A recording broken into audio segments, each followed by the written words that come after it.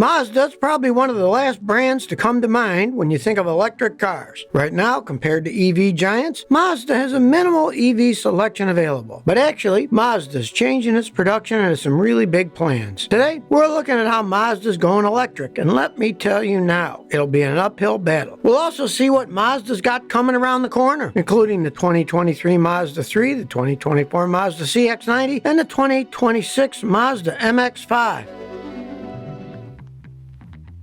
Right now, Mazda is seriously falling behind car makers across the globe when it comes to electrifying its vehicles. Currently, its only fully electric vehicle is the MX-30. Recently, it added its first ever plug-in hybrid, the CX-60, to its overall inventory. But word on the street is that Mazda could be working on another battery electric vehicle. Apparently, Mazda submitted patents and technical drawings. According to reports, this new battery electric vehicle will be a small sedan about the size of the current Mazda 3. Funny enough, at first glance, you might not know it's for a battery electric vehicle. That's because in the drawings, the floor looks too thin to house an EV battery pack. But actually, that's just one of the new unique features of this new Mazda battery electric vehicle. From the looks of it, this may even be the thinnest battery pack for an EV to date. So far, there's no information available yet on where exactly the manufacturer will source the battery cells, what technology will be used for the battery electric vehicle, or who will even build the battery pack. According to the patent filing, this BEV will have a conventional lithium-ion battery pack, but there's one source who claims it may actually be a solid-state battery pack since the battery pack looks so thin and lightweight. But that's not all. According to these patent drawings, it also looks like this battery electric vehicle was designed to be front-wheel drive. If that's the case, that would make this new vehicle's configuration identical to the Mazda 3 we see on the market today. But then again, the patent states that a rear motor could be added to make the vehicle all-wheel drive. The only thing is, this rear motor was not shown in any of the patent drawings. If you're wondering if this new BEV will be electric replacement for the Mazda 3, well, right now it's too soon to say. If that does end up being the case, this electric car will likely arrive closer to 2030, which is 7 years away. But remember, just because a patent is filed doesn't necessarily mean that Mazda will actually build the vehicle. In fact, car makers file patents all the time, and not every patent and trademark ends up becoming a production vehicle. But one thing is for sure, Mazda's really behind in the electric game, so developing a new electric sedan, however small, makes a lot of sense as Mazda's next step. They want to stay in the game.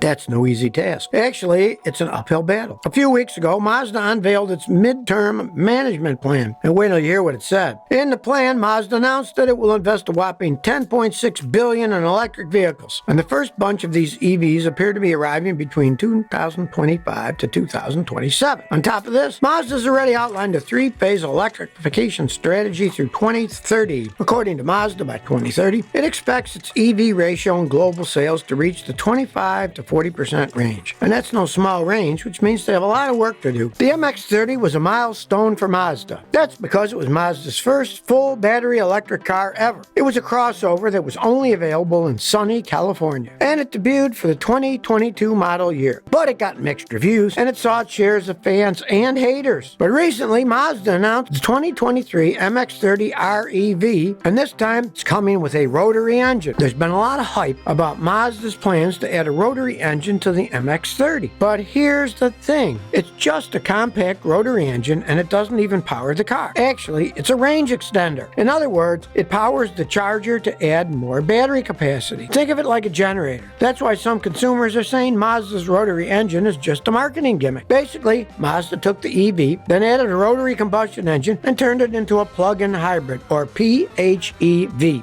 If you look inside the Mazda MX-30 e-Skyactiv REV, you'll find a 17.8 kilowatt-hour lithium-ion battery, a 160 PS electric motor, and the new 830cc single-rotor 70 PS Wankel rotary engine. Now, I don't know if you remember, but back when Mazda first announced this iconic Wankel rotary engine will be making a comeback, Mazda fans got excited. But then they clarified that the rotary engine would come in the form of a range extender for an electric vehicle. In the battery electric version of the MX-30, the battery powers the motor, which then turns energy into movement at the wheels through the car's drivetrain. Pretty simple, right? But the problem with the MX-30 BEV is that it's powered by a 35.5 kilowatt-hour battery pack. Tiny battery means tiny range. I'm talking only about 124 miles, and that's on a good day. To put that into perspective, just look at the EVs that the MX-30 is competing against. Take, for example, the Hyundai Kona Electric. It offers more than double that range. On top of that, the Kona Electric has a lower starting MSRP. So it's a no-brainer which EV offers more value. If you're wondering why Mazda even released to the market an EV with lower range, well, evidently, Mazda felt the driving range would be sufficient. Apparently, it did some research and found that the average commuter only travels 30 miles a day. So from that perspective, it has 124 miles of range, which is plenty enough for those small trips. Anyway, I'm sure this all had a bearing on why Mazda went back to the drawing board. And now its solution is to add a compact rotary engine that will serve as a generator to help with the EV's driving range. But now, remember, the rotary engine doesn't power the wheels of the MX-30R EV. It runs between 2,500 to 4,500 RPMs to generate more charge for the MX-30's onboard battery. And here's the beauty of it. It extends the EV's range from a measly 124 miles to an impressive 400 miles. So you can see it's quite a jump. But that's not the only change we'll see in the MX-30. Because of the addition of the rotary extender, the MX-30R EV is getting a smaller battery pack. By small, I mean a 17.8 kilowatt-hour battery pack compared to the 35.5 kilowatt-hour battery pack in the battery electric version of the MX-30. To understand what this means, if we were to rely solely on the REV's smaller battery without the rotary engine extender, we're looking at 53 miles of range in electric-only mode. Now, the rotary engine range extender on the MX-30R EV is super light. I'm talking 33 pounds lighter than RX-8's twin-rotor Renesis. That's because the whole block is only 33 inches, and the single rotor's radius spans 4.7 inches. The MX-30R EV's rotary engine also has direct fuel injection instead of port injection. If you ask Mazda, it'll say it means the economy of the Wankel rotary tech is about 25% better than a normal rotary, and that carbon dioxide emissions are lower too. Mazda increased this rotary engine's compression ratio to 11.9 to 1 to help extend the engine's life. Mazda also made the apex seals thicker. These seals come with a new and specially developed coating to reduce wear and tear. And evidently, you can use the REV's rotary engine to generate electricity for emergencies, camping, or job sites. Let's clarify something else about the rotary engine. If you're a cult fan of the rotary engine, you're probably wondering if it can work on a new RX sports car. Well, the answer is no, at least for now. The thing is, for now, Mazda's priority is to electrify its lineup. That's just where the current focus is. And besides, they're having to play catch-up as it is, since they're a bit behind in the EV game. But now, that's all said, keep in mind that the rotary engine is the symbol of Mazda. Consider, too, that there's almost a cult-like following of the rotary engine, which has grown over the years. Mazda executive Kota Masui has casually stated that it's an engineer's dream to have a sports car with a rotary engine. But he also said that right now this isn't the time for it. But who knows? Maybe in a distant future, Mazda may reconsider expanding its focus yet again. So is a rotary range extender a good thing? Before we get to that, let's rewind a bit and look at the fundamentals of a rotary engine. The Wankel rotary engine was actually invented by Felix Wankel. He worked throughout the 1950s to develop a new engine that wasn't based on cylinders and pistons. And that's how he came to an engine that uses triangular rotors and oval-shaped housings. Here's how it works in general. The rotor revolves around the housing. A small pocket of air then expands into a larger pocket to create a vacuum. Air and fuel get injected into this vacuum through the intake ports on the combustion chamber. The air and fuel mixture is then compressed against the flat side of the housing. This combustible mixture gets ignited by two spark plugs, and then the exhaust gases are forced out at high pressure. Now, the Wankel engine was new, exciting, and innovative for its time, but it was also controversial and slowly started to fade away from the market in the 2000s. The main reason for this was due to laws and regulations, but not American or Japanese laws. Actually, it was due to European laws, primarily the strict Euro 5 emissions regulations. Mazda had to stop selling its RX-8 in Europe in 2010. It just couldn't meet the emissions regulations of Europe. The reason came down to inherent design flaws with the rotary engine. For example, the rotary engine has lower thermal efficiency than piston engines. That's because of its long combustion chamber, which often leads to unburnt fuel leaving the exhaust, which thereby causes the engine to backfire. If you remember the original Mazda Cosmoses, those things, you turn them off and bang, they'd backfire all the time. Now, rotary engines burn oil by design since oil gets injected directly into the combustion chamber. I'm talking about an oil guzzler. So you have to regularly check oil levels to keep the rotor lubricated properly. And it also means you'll see more yucky stuff coming from the tailpipe, which is not good for the environment. Another thing that impacts emissions is the rotor sealing. The thing is, the intake and combustion occur simultaneously, but in different parts of the housing. That's why the top of the housing is cooler while the bottom is hotter. The uneven temperature makes sealing a lot harder. You can use coolant jackets to help even out the heat load and reduce the problem, but you can't eliminate it entirely. Even worse, because the rotary engine is more rare than common, it's not easy to find parts when repairs are needed. And even if you're able to find the right parts, you still need to find a mechanic who's skilled in fixing rotary engines, and sadly, there aren't that many of them out there. There's also the matter of city driving. When it comes to city driving, a rotary engine has a short lifespan between rebuilds and usually lasts less than 100,000 miles. Some RX-8 owners were able to get a longer lifespan out of the rotary engine, but it was usually the same people who mainly drove their vehicles on highways at steady speeds. All of this is to say, these are the main factors that contributed to the rotary engine dying out in combustion engine cars in recent times. That's not to say that rotary engines stink. Believe it or not, there are a few big advantages to using a rotary engine over a piston engine as a range extender. First of all, you got the size. Rotary engines are smaller than piston engines, so you don't need to design the car around the engine. Instead, it's the other way around. You can first optimize the primary parts of an EV, then decide where to place the rotary range extender. This also helps you improve the overall usefulness of the car's interior and cabin space. Another advantage is that the rotary engines are light. Here's the thing that not many people think about. Most owners of typical plug-in hybrid cars charge their cars at night. That means that most of the time they're lugging around a heavy piston engine, which drags down the car's fuel efficiency. On the flip side, when you have a small and light rotary engine as a range extender, wasting electricity isn't as much of an issue. Another advantage of the rotary engine is that it doesn't reciprocate. In other words, you don't get the engine vibration and car noises that you experience with piston engines. Now, that's not to say rotary engines are completely silent. They're not, but they're definitely quieter than a piston engine, and it's a more balanced engine with smoother power delivery.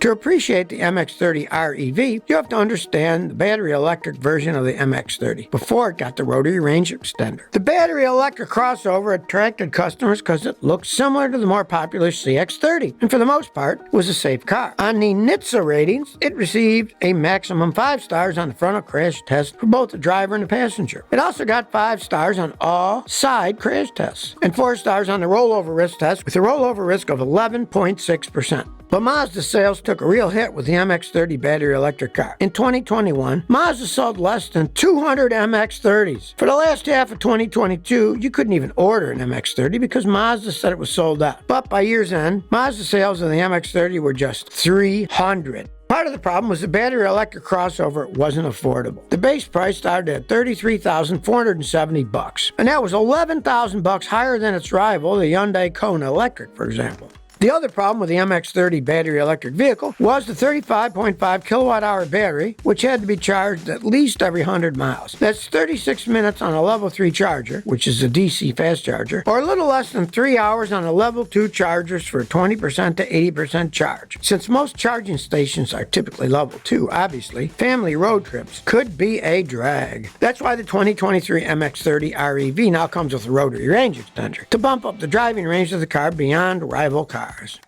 Anyway, suffice to say, the MX-30 REV will up its own game. And Mazda fans are already asking the big question, and that's whether the new MX-30 REV will be coming to the US. Well, there was a time when Mazda said it would be in the works, but if you ask Mazda today, it's a different story. All we know for sure is that the battery electric version is available in California and only California. But here's the thing, even when Mazda does revive its rotary engine in its 2023 Mazda MX-30, it appears the change may only be short term. You see, the next phase of Mazda's electrification plan, Phase 2, is to introduce a new hybrid system and introduce EV-dedicated vehicles in China, as well as launch full battery electric vehicles globally. After that, Mazda's Phase 3 is to promote a full-fledged launch of battery EVs to consider investing in battery production. What that will entail is still unclear at the moment. Mazda's executive team acknowledged the car maker doesn't have sufficient expertise and knowledge about developing batteries and manufacturing technologies for BEVs. That's why why Mazda will directly procure batteries from battery manufacturers who have the expertise and experience, instead of making them themselves. One thing is clear, Mazda's electrification plan won't be cheap. After all, we're talking $10.6 billion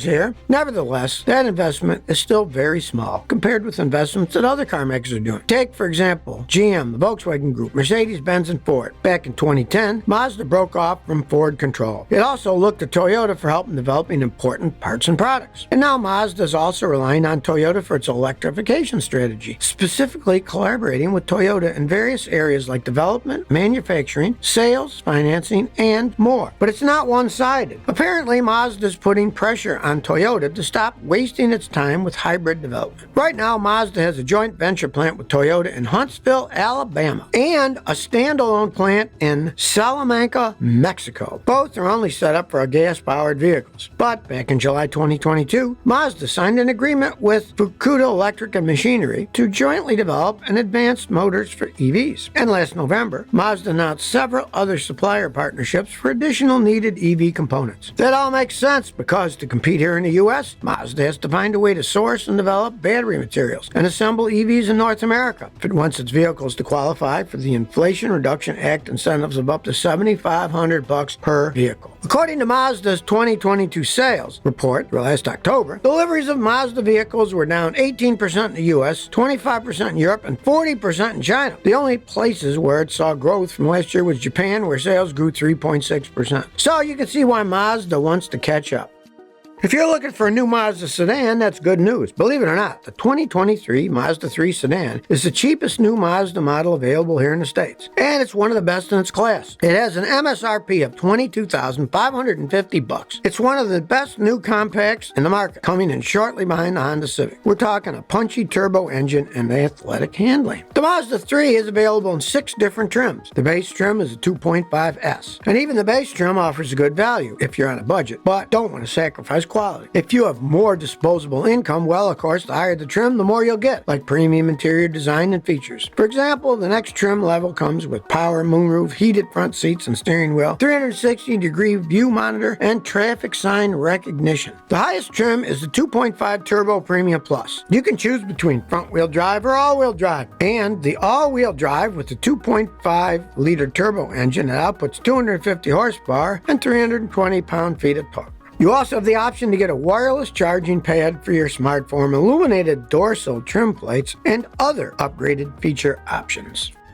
Let's talk about the new Mazda CX-90, the new 3-row SUV that replaces the CX-9, and expectations are it will be larger. Here in the US, crossovers and SUVs are ever so popular, so it's really strategic for Mazda to invest heavily in developing the CX-90, and a hybrid one at that. Now the 2024 CX-90 is a performance-oriented plug-in hybrid, or PHEV, and it's set to become Mazda's flagship vehicle, sitting on the top of the CX pyramid. Back in 2021, Mazda announced plans to expand the CX series. The plans for the new CX series applied to the CX-70 that's exclusive to North America, the mid-size CX-80 that's not available in North America, and now the CX-90, which is longer, wider, and more aggressively proportioned than any Mazda before. The 2024 CX-90 is to be equipped with an inline-6 engine, which is a change considering that all current Mazdas employ 4-cylinder power. That said, it might not be as powerful as other models. I say that because the CX-90 in the non-US market has a turbo 3.3-liter inline-6 that outputs 280 horsepower and 332 pound-feet of torque. The CX-90 comes with the new exterior paint colors, including its new artisan red. So far, there's no information on the exact size or dimensions of the car, but here's how Mazda's marketing says. It aspires to breathe life into the automotive form, and that the CX-90 will harness the power of light and shadow. And all that verbal poetry to me, when I translate it, means it'll be sleek, sculpted, and visually attractive.